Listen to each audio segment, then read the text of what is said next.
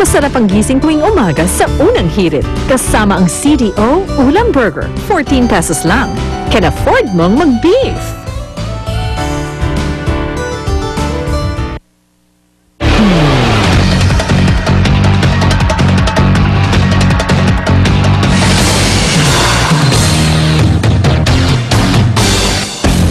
Patuloy kayo nakatutok sa unang balita. 3 kabataang Pilipino maswerte pong napili na umupo malapit kay Pope Benedict XVI sa gaganaping World Youth Day celebration sa Madrid, Spain.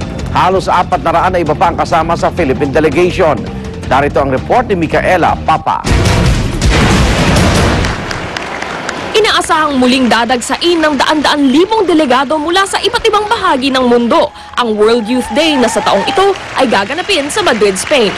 Mula sa Pilipinas pa lang, mahigit 400 na ang dadalo. Ang ilan sa kanila, inabutan pa ng GMA News sa airport bago tumulak patungong Espanya.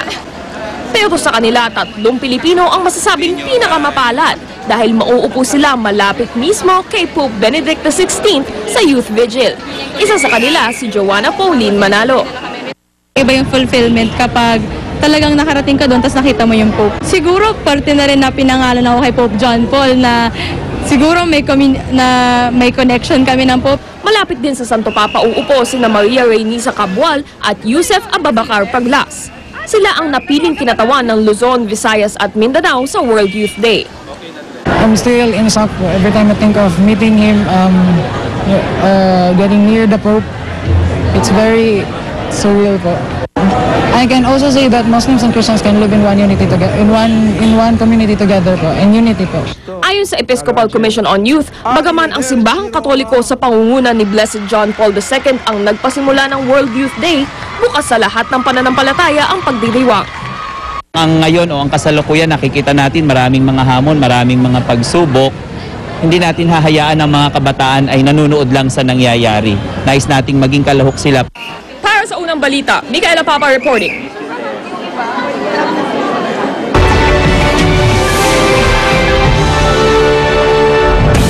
Isang nursing home sa bansang Chile na sunog. Siyam na biktima na may edad 70 pataas ang patay. Base po sa report, mabilis na kumalat ang apoy dahil sa lakas ng hangin. Gawa rin daw sa kahoy ang gusali kaya agad nasunog. Karamihan sa mga biktima hindi na nakakatayo sa kanilang mga higaan kaya inabutan na ng apoy. Isang sirang heater ang tinitignang sanhi ng sunog. Northern China at South Korea sinalanta ng bagyong Kabayan na may international name na Muifa. Binayo ng malakas na ulan at hangin ang ilang bahagi ng South Korea. Isa ang patay habang 2 ang nawawala sa bagyo. Kinanselan na rin ang mga biyahe ng eroplano at mga barko. Ang northeast coast ng China, hinampas ng malalakas na alon na nagdala ng panganib sa isang dike na nagsisilbing harang sa isang chemical plant. Agad inilikha sa mga residente na malapit sa planta sa pangambang magkaroon ng chemical leakage.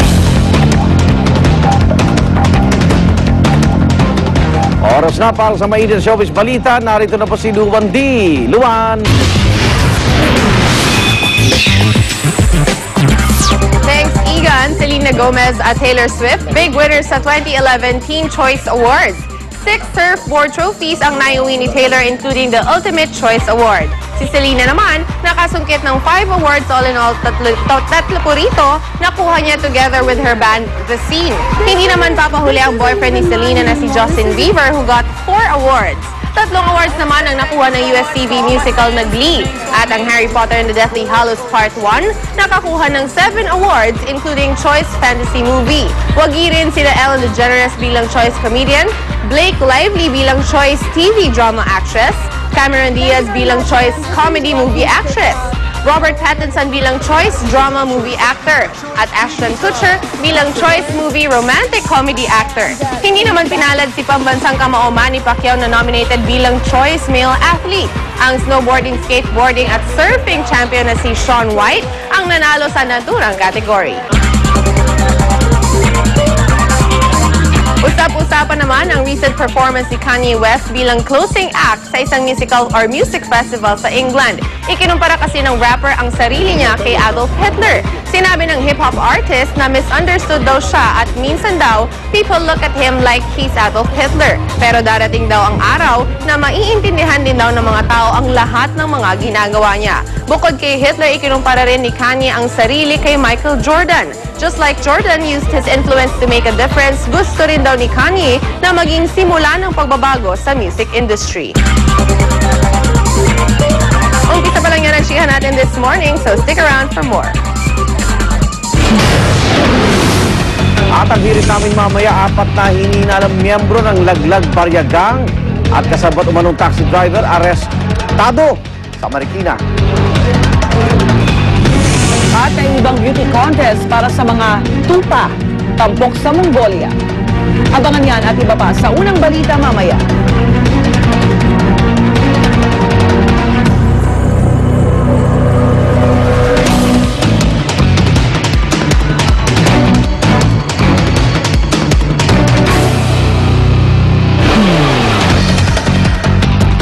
Nako mga kapuso, parami po ng paramihan mga nagiging biktima ng dengue. At alam niyo ba na ang isang simpleng kagat ng lamok ay maaari ikamatay ng ating mga mahal sa buhay. Kaya naman po tuloy-tuloy ang ating anti-dengue campaign.